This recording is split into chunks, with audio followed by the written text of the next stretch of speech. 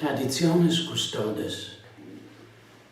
This is the incipit of the document with which Francis imperiously counsels the previous motu proprio summorum pontificum of Benedict XVI. The almost mocking tone of the bombastic quotation from Lumen Gentium will not have escaped notice, just when Bergoglio recognizes the bishops as guardians of the tradition.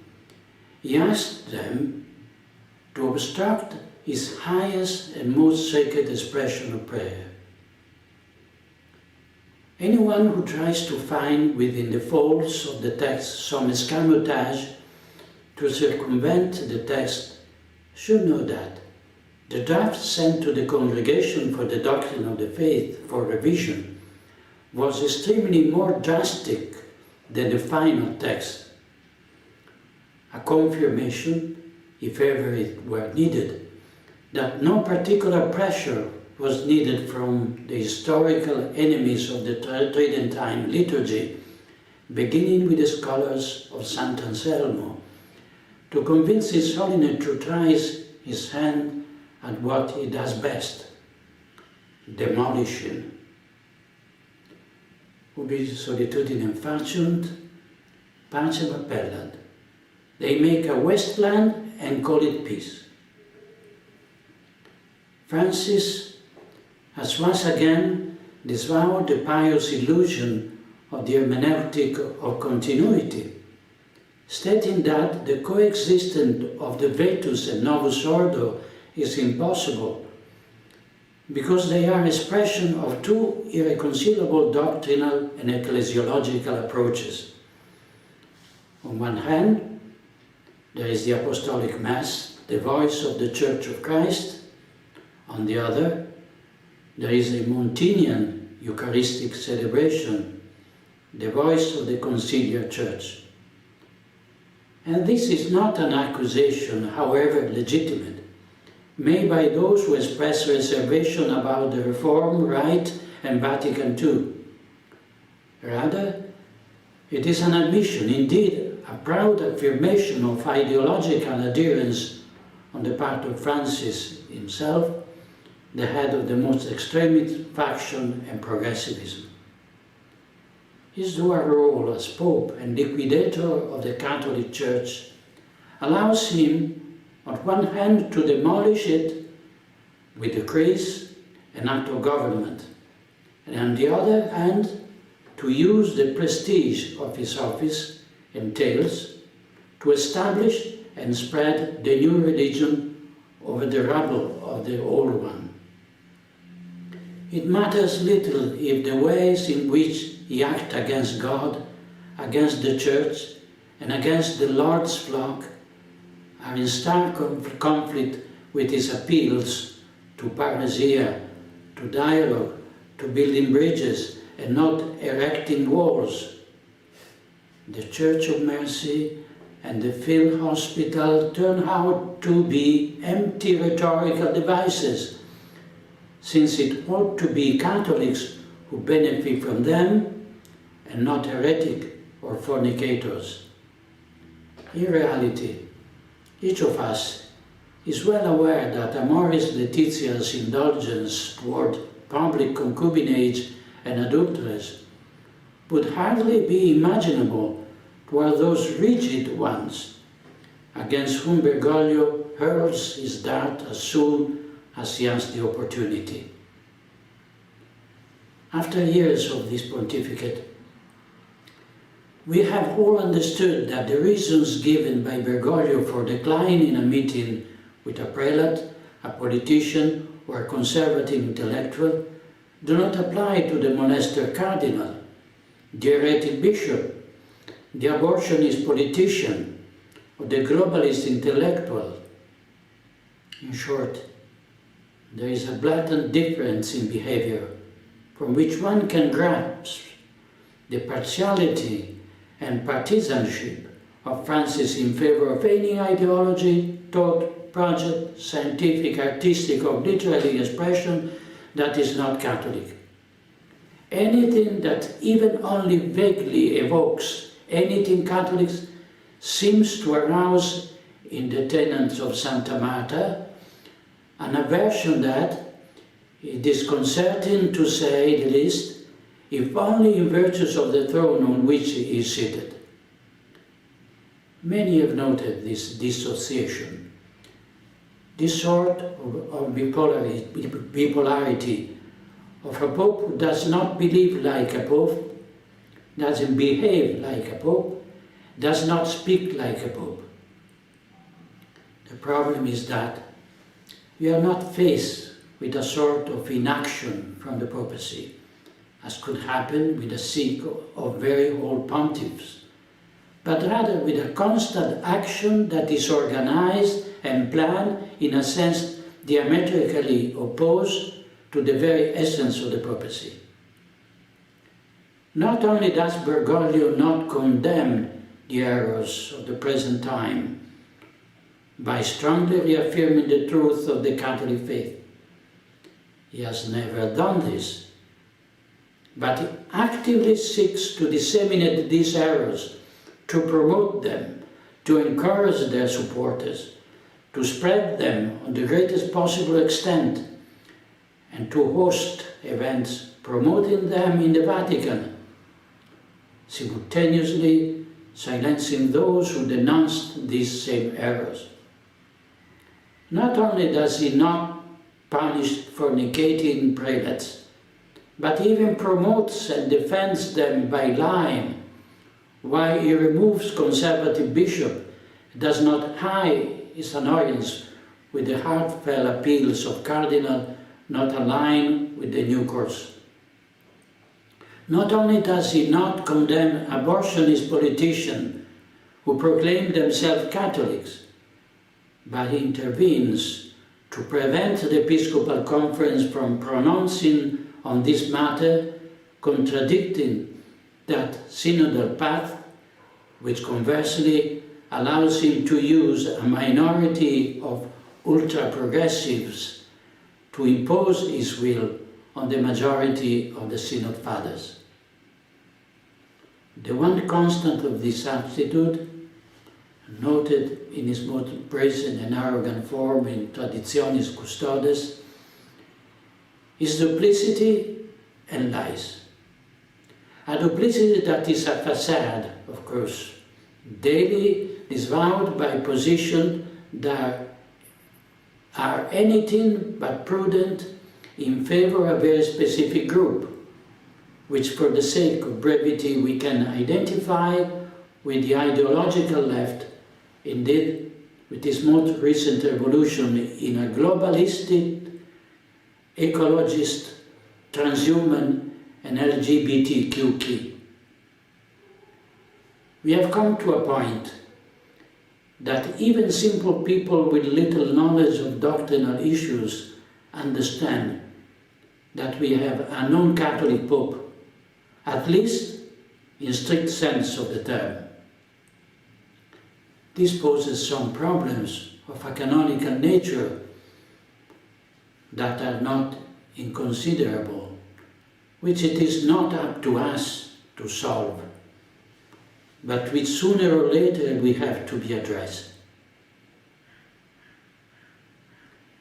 Another significant element of this pontificate, taken to its extreme consequences with Traditionis Custodes, is Bergoglio's ideological extremism.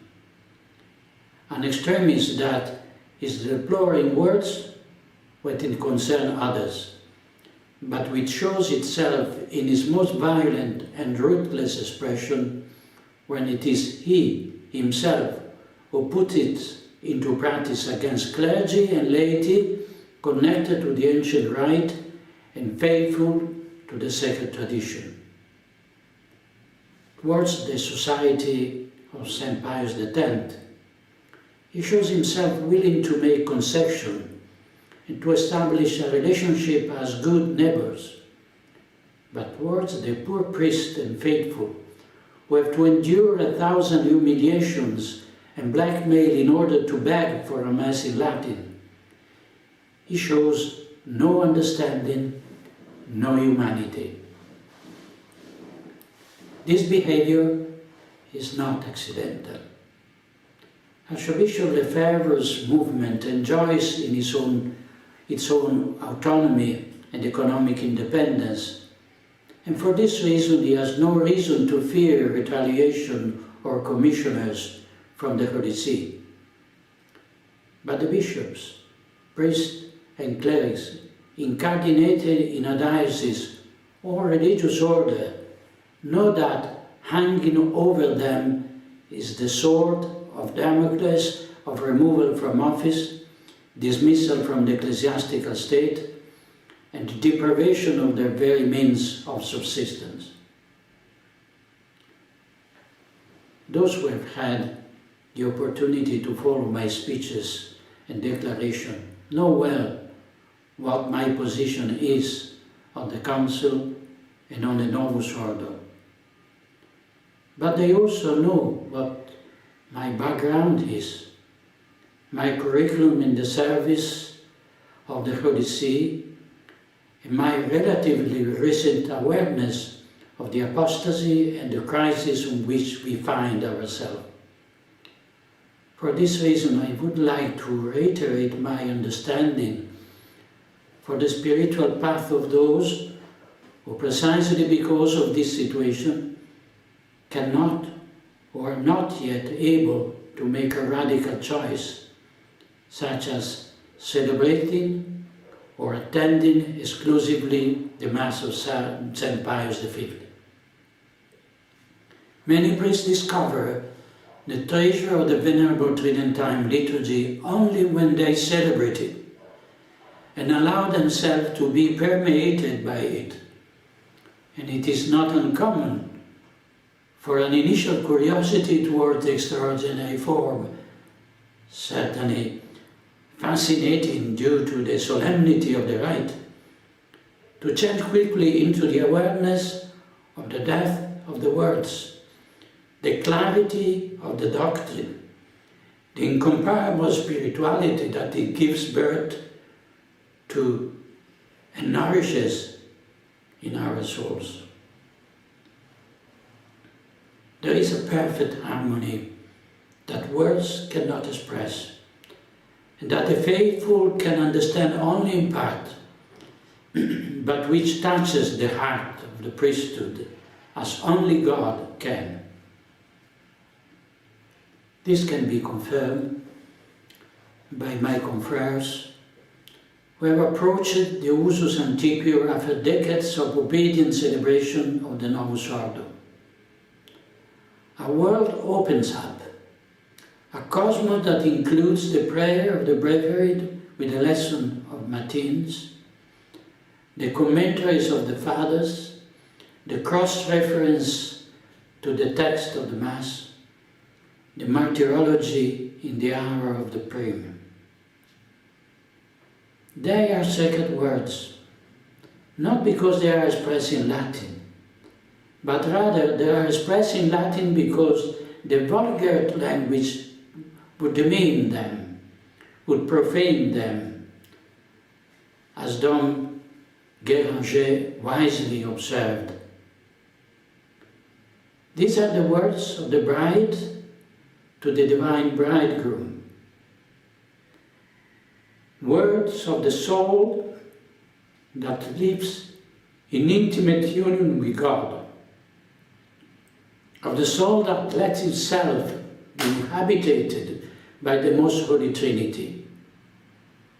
Essentially, priestly words, in the deepest sense of the term, which implies in the priesthood not only the power to offer sacrifice, but to unite in self-offerings to the pure, holy, and immaculate victim.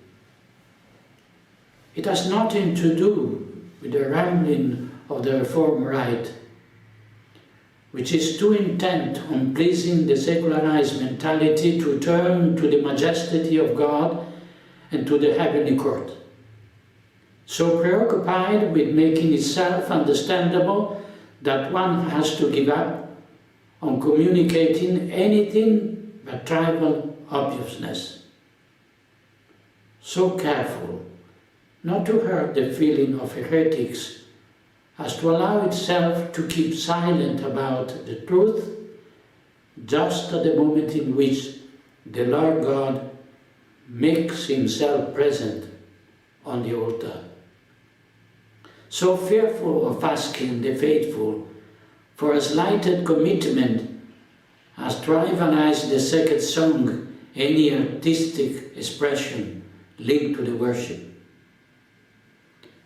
The simple fact that the Lutheran pastors, modernists and well-known Freemasons collaborated in drafting of that rite should make us understand, if not the bad faith or the willful misconduct, at least the horizontal mentality devoid of any supernatural impetus, which motivated the author of the so-called liturgical reform, who, as far as we know, certainly does not shine with the sanctity with which the sacred author of the text of the ancient Missale Romanum and of the entire liturgical corpus shine.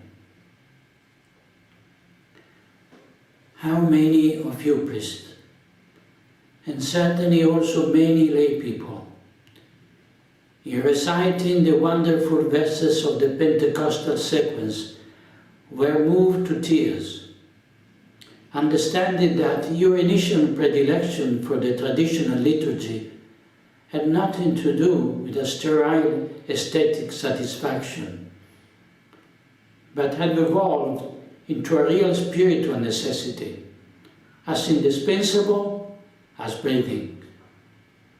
How can we explain to those who today would like to deprive you of this priceless good, that blessed rite has made you discover the true nature of your priesthood, and that from it, and only from it, you are able to draw strength and nourishment to face the commitments of your ministry?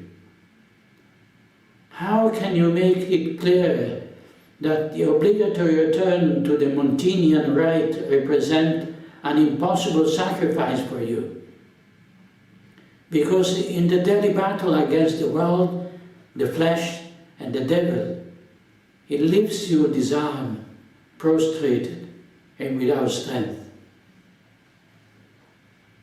It is evident that only those who have not celebrated the Mass of St. Pius V can consider it as an anointing tinsel of the past, which can be done without.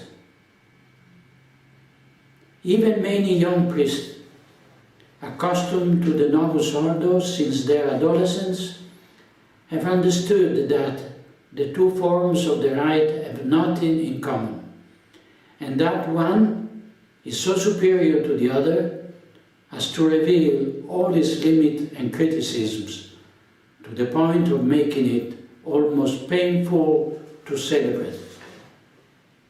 It is not a question of nostalgia, of a cult of the past.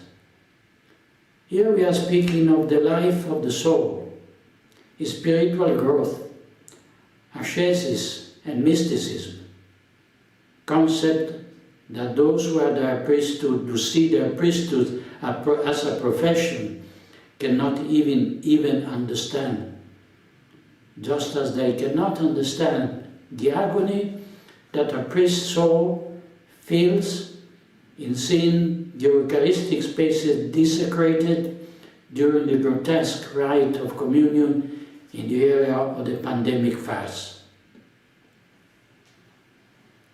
This is why I find it extremely unpleasant to have to read in the Traditionis Custodes that the reason why Francis believes that the motu proprio Summorum Pontificum was promulgated 14 years ago lay only in the desire to heal the so-called schism of Archbishop Lefebvre.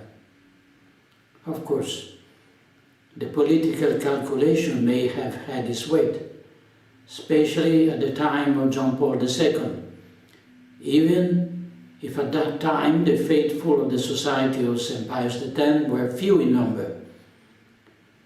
But the request to be able to restore citizenship to the Mass, which for 2 millennia nourished the holiness of the faithful and gave the sap of life to Christian civilization, cannot be reduced to a contingent fact. With this motu proprio, Benedict XVI restored the Roman Apostolic Mass to the Church, declaring that it had never been abolished. Indirectly, he admitted that there was an abuse by Paul VI, when in order to give authority to his rite, he ruthlessly forbade the celebration of the traditional liturgy.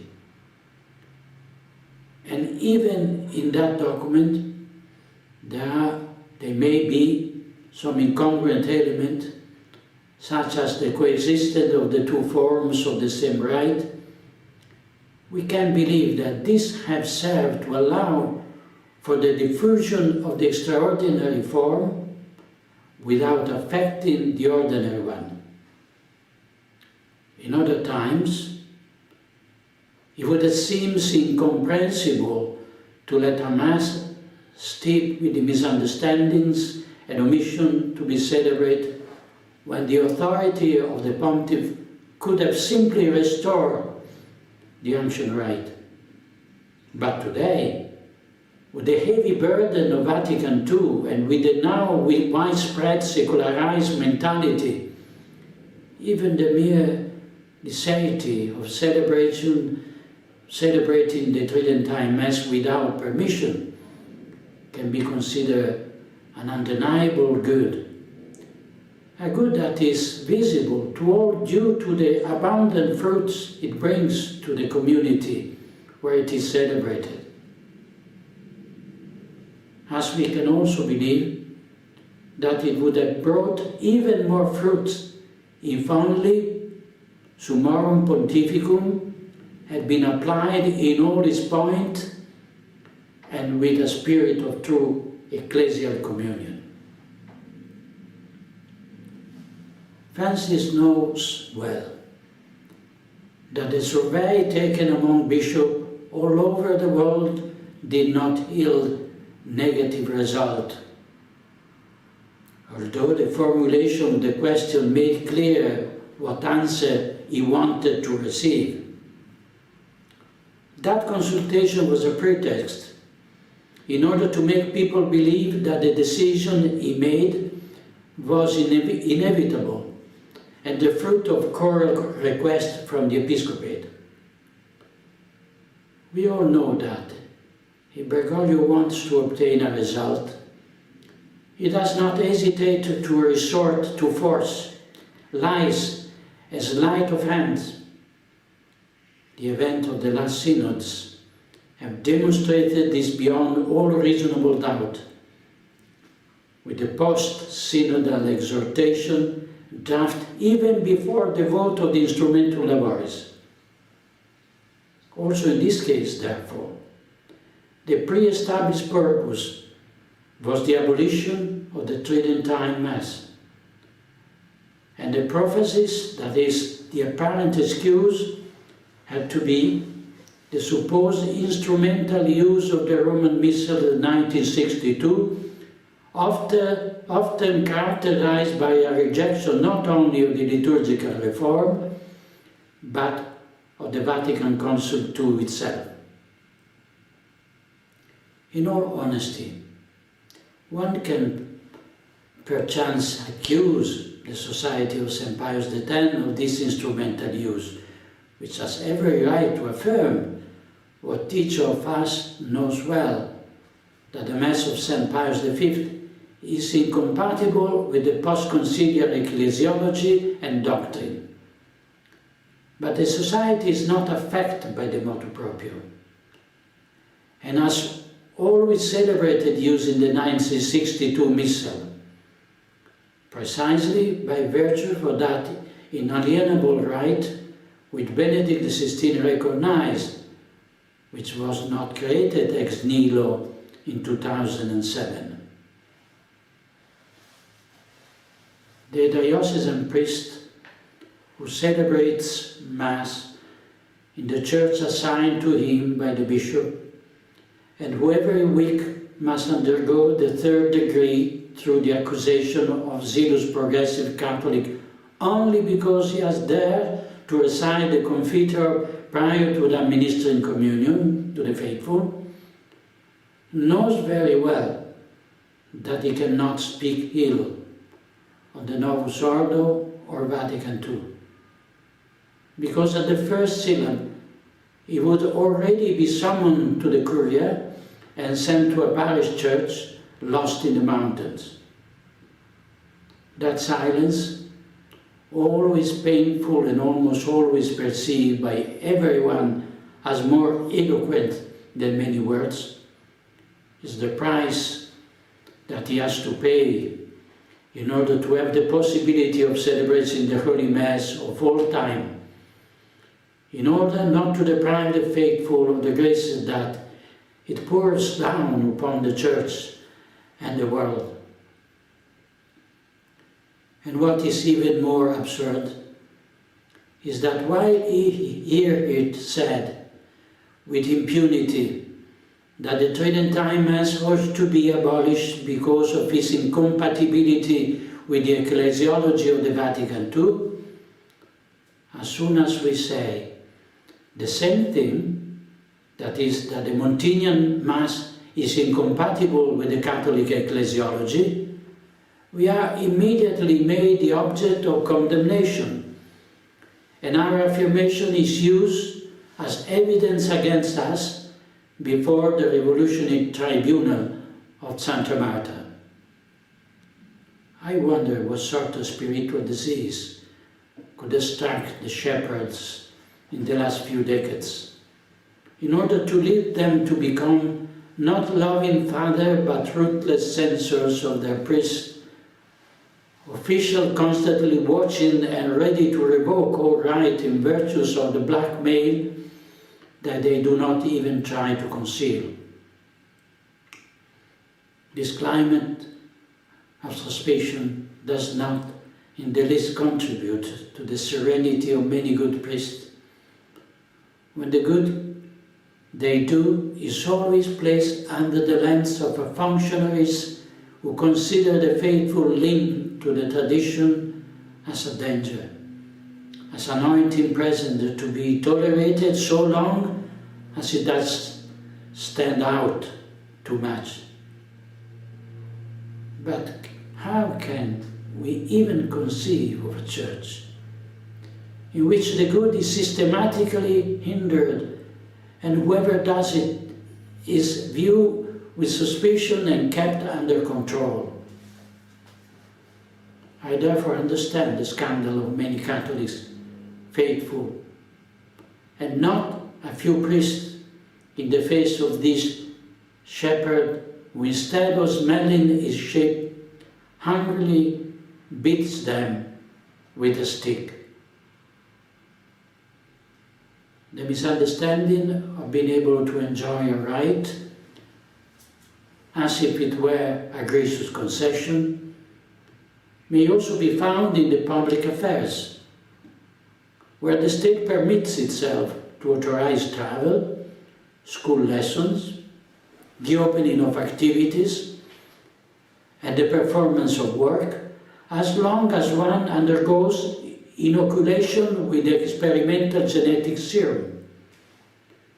Thus, just as the extraordinary form is granted on the condition of accepting the Council and the Reformed Mass, so also in the civil sphere the rights of citizens are granted on the condition of accepting the pandemic narrative, the vaccination, and the tracking systems. It is not surprising that in many cases it is precisely priests and bishops and Bergoglio himself who ask that people be vaccinated in order to access the sacrament. the perfect synchrony of action of both sides is disturbing, to say the least. But where, then, is this instrumental use of this Missale Romano? Should we not rather speak of the instrumental use of the Missal of Paul VI, which, to paraphrase Bergoglio's words, is ever more characterized by a growing rejection not only of the preconciliar liturgical tradition, but all the ecumenical council prior to Vatican II? On the other hand, is it not precisely Francis who considers as a threat to the council the simple fact that a Mass may be celebrated which repudiates and condemns all the doctrinal deviation of Vatican II? Never in the history of the Church did a council or a liturgical reform constitute a point of rupture between what came before and what came after. Never in the course of these 2 millennia have a Roman pontiffs deliberately drawn an ideological border between the church that he preceded them and the one they had to govern, cancelling and contradicting the magisterium of their predecessor. The before and after, instead, became an obsession both of those who prudently insinuated doctrinal errors behind equivocal expression, as well as of those who, with boldness of those who believe that they have won, propagated Vatican II as the 1789 of the Church, as prophetic and revolutionary event. Before 7 July 2007, in response to the spread of the traditional rite, a well-known pontifical master of ceremonies replied piquantly, "There is no going back." And yet, apparently, with Francis, one can go back on the promulgation of some Summorum Pontificum. And how? If it serves to preserve power and to prevent the good from spreading. It is a slogan which sinisterly echoes the cry of "nothing will be as it was before" of the pandemic farce. Francis' admission of an alleged division between the faithful linked to the Tridentine liturgy and those who largely out and habit or resignation have adapted to the Reformed liturgy is revealing. It does not seek to heal this division by recognizing full rights to a rite that is objectively better with respect to Montinian rite, but precisely in order to prevent the ontological superiority of the Mass of St. Pius V from becoming evident, and to prevent the criticism of the Reform rite and the doctrine it expresses from emerging. He prohibits it. He labels it as divisive. He confines it to Indian reservation, trying to limit its diffusion as much as possible, so that it will disappear completely in the name of the council culture of which the conciliar revolution was the unfortunate forerunner. Not being able to tolerate that the Novus Ordo and the Vatican II emerged inexorably defeated by their confrontation with the Vetus Ordo and the perennial Catholic magisterium, the only solution that can be adopted is to cancel every trace of tradition relegating it to the nostalgic refuge of some irreducible octogenarian or a clique of eccentrics, or presenting it as a pretext, as the ideological manifesto of a minority of fundamentalists. Or one, on the other hand, constructing a media version consistent with the system to be repeated ad nauseam in order to indoctrinate the masses, is the recurring element not only in the ecclesiastical sphere, but also in the political and civil sphere, so that it appears with disconcerting evidence that the deep church and the deep state are nothing other than two parallel tracks which run in the same direction and have as their final destination the new world order, with its religion and its prophet. The division is there, obviously, but it does not come from good Catholics and clergy who remain faithful to the doctrine of all time, but rather from those who have replaced orthodoxy with heresy and the holy sacrifice with a fraternal agape. That division is not new today, but dates back to the 60s, when the spirit of the council openness to the world and interreligious dialogue turned 2,000 years of Catholicity into a straw and revolutioned the entire ecclesial body, persecuting and ostracizing the refractory. Yet, that division, accomplished by bringing doctrine and liturgical confusion into the heart of the Church, did not seem so deplorable then. Why today, in full apostasy, they are paradoxically considered divisive, was not for explicit condemnation of Vatican II and Novus Ordo, but simply the tolerance of the Mass in the extraordinary form, in the name of the much vaunted polyedric pluralism. Significantly, even in the civilized world, the protection of minority is valid only when they serve to demolish traditional society, while such protection is ignored when it would guarantee the legitimate rights of honest citizens.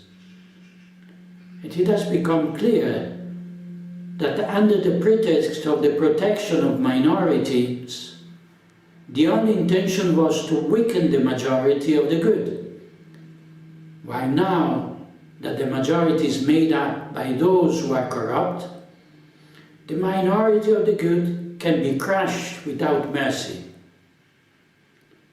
Recent history does not lack illuminated precedent in this regard. In my opinion, it is not so much this or that point of the motu proprio that is disconcerting, but rather its overall tyrannical nature, accompanied by a substantial falsity of arguments put forward to justify the decision imposed. Scandal is also given by the abuse of power, by an authority that has its own raison d'être, not in impeding or limiting the graces that are bestowed on its adherent through the Church, but rather in promoting those graces. Not in taking away glory from divine majesty with a right that winks to the Protestants, but rather in rendering that glory perfectly. Not in sowing doctrinal or moral error, but rather in condemning and eradicating them. Here too, the parallel with what takes place in the civil world is all too evident. Our rulers abuse their power just as our prelates do, imposing norms and limitations in violation of the most basic principle of law. Furthermore, it is precisely those who are constituted in authority on both fronts who often avails themselves of a mere de facto recognition by the rank and file, citizens and faithful, even when the methods by which they have taken power violated, if not the letter, then at least the spirit of the law. The case of Italy, in which a non-elected government legislated on the obligation to be vaccinated and on the Green Pass, violating the Italian constitution and the natural rights of the Italian people, does not seem very dissimilar to the situation in which the Church finds herself with a resigned pontiffs replaced by Jorge Mario Bergoglio, chosen or at least appreciated and supported by the St. Gallen Mafia and the ultra-progressive episcopate.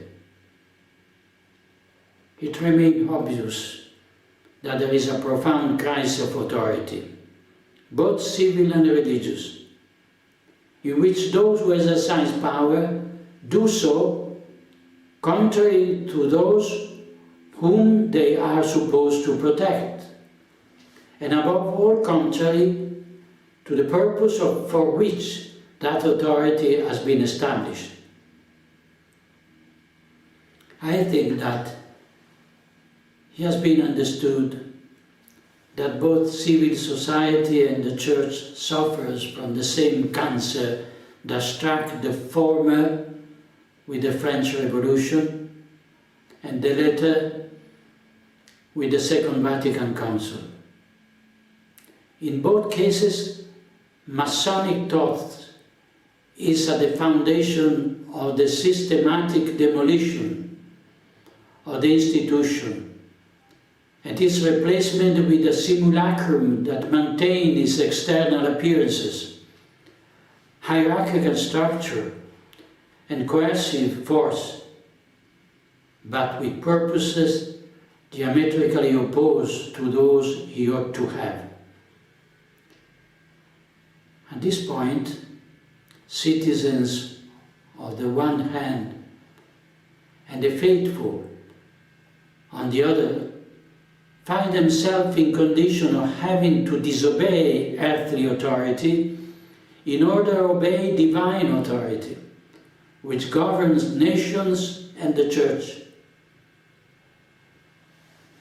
Obviously, the reactionaries, that is, those who do not accept the perversion of authority and want to remain faithful to the Church of Christ and to their homeland, constitute an element of dissent that cannot be tolerated in any way, and therefore they must be discredited, delegitimized, threatened, and deprived of their rights in the name of a public good that is no longer the bonum commune, but is contrary. Whether accused of conspiracy theories, traditionalism, or fundamentalism, these few survivors of a world that they wanted to make disappear constitutes a threat to the accomplishment of the global plan, just as the most crucial moment of its realization. This is why power is reacting in such an open, brazen, and violent way. The evidence of the fraud is being understood by a greater number of people, of bringing them together in an organized resistance, or breaking down the wall of silence and ferocious censorship imposed by the mainstream media.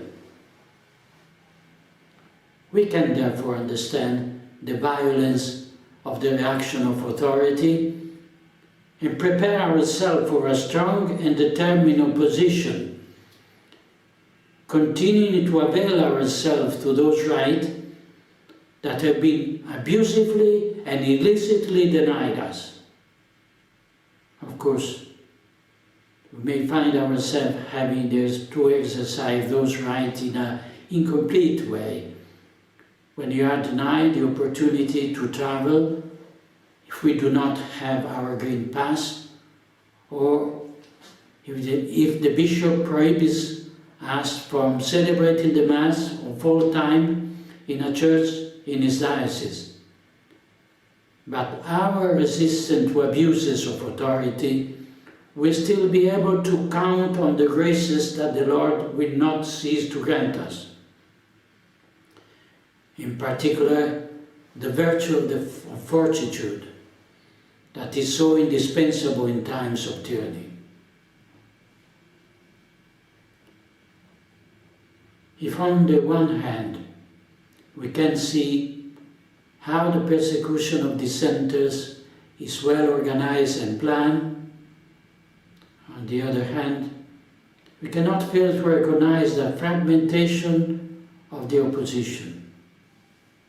Bergoglio knows well that every movement of dissent must be silenced, above all by creating internal division and isolating priests and the faithful. A fruitful and fraternal collaboration between diocesan clergy, religious, and the Ecclesia Dei Institute is something it must avert, because it would permit the diffusion of the knowledge of the ancient rite, and well as precious help in the ministry. But this would mean making the Tridentine Mass a normality in the daily life of the faithful, something that is not tolerable for Francis. For this reason, diocesan clergy are left at the mercy of their ordinaries, while the Ecclesia Dei Institute are placed under the authority of the Congregation for Religions, as a sad prelude to a destiny that has already been sealed. Let us not forget the fate that befell the flourishing religious orders, gifted of being blessed with numerous vocations, born and nurtured precisely thanks to the hated traditional liturgy and the faithful observance of the rule. This is why certain form of insistence on the ceremonial aspect of the celebration risk legitimizing the provision of the commissar and play Bergoglio's game. Even in the civil world, it is precisely by encouraging certain excesses by the dissenters that those in power marginalize them and legitimize repressive measures towards them. Just think of the case of the no-vax movement and how easy it is to discredit the legitimate protest of citizens by emphasizing the eccentricities and inconsistencies of a few.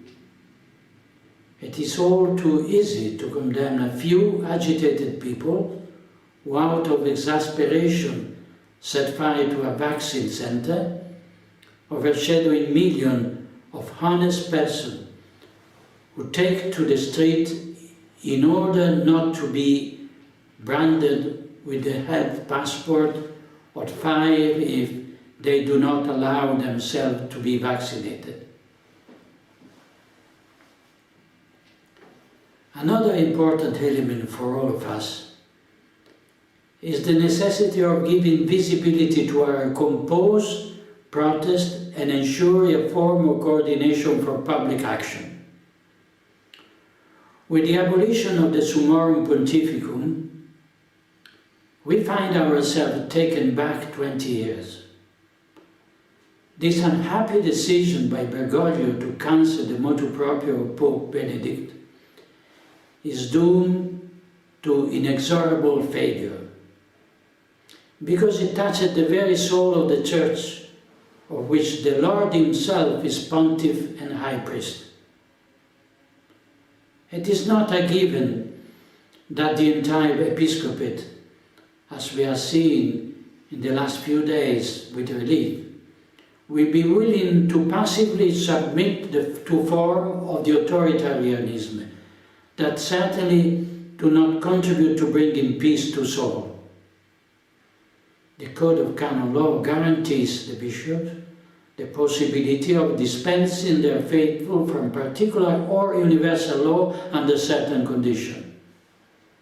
Secondly, the people of God have well understood the subversive nature of Traditionis Custodes and are instinctively led to want to get to know something that arouses such disapproval among progressives.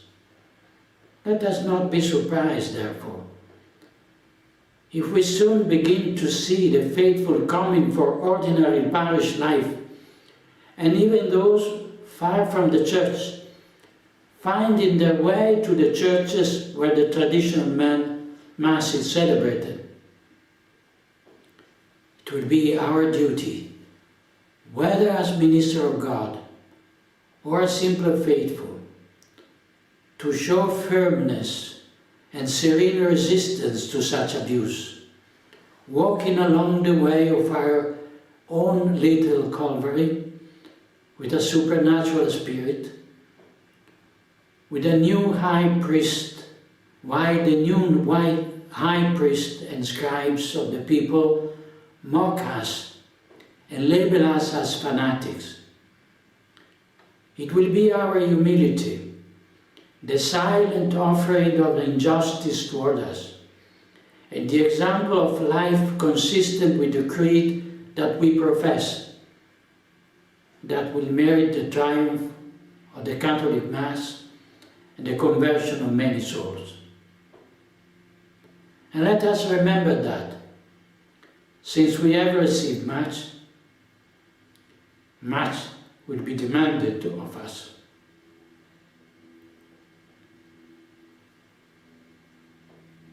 What father among you, if his son asks him for bread, will give him a stone? Or if he asks for a fish, will give him a serpent instead? Now we can understand better the meaning of these words. Considering with pain and torment of heart the cynicism of a father who gives us the stones of a soulless liturgy, the serpents of a corrupted doctrine, and the scorpion of an adulterate morality, and who reaches the point of dividing the flock of the Lord between those who accept the Novus Ordo and those who want to remain faithful to the Mass of our fathers. Exactly as civil rulers are pitting the vaccinated and unvaccinated against one another. When our Lord entered Jerusalem, seated on a donkey's colt, while the crowds was spreading cloaks as he passed, the Pharisees asked him, "Master, rebuke your disciples." The Lord answered them, "I say to you, that if his teeth are silent, the stone will cry out." For 60 years the stone of our churches have been crying out. from which the only sacrifice has been twice prescribed. The marble of the altars, the column of the basilicas, and the soaring vaults of the cathedrals cry out as well, because those stones consecrated to the worship of the true God today are abandoned or deserted, or profaned by abhorrent rites, or transformed into parking lots or supermarkets, precisely as a result of that counsel that we insist of defending. Let us also cry out, we who are living stones of the temple of God. Let us cry out with faith to the Lord, so that he may give a voice to his disciples who today are mute, and so that the intolerable theft for which the administration of the Lord's vineyard are responsible may be repaired. But in order for that theft to be repaired, it is not necessary that we show ourselves to be worthy of the treasures that have been stolen from us. Let us try to do this by our holiness of life, by giving example of the virtues, by prayer and frequent reception of the sacrament. And let us not forget that there are hundreds of good priests who still know the meaning of the sacred unction by which they have been ordained ministers of Christ and dispenser of the mystery of God. Lord deigns to descend on our altars, even when they are erected in cellars or attics. Contraries quibuslim minime obstantibus. Anything to the contrary notwithstanding.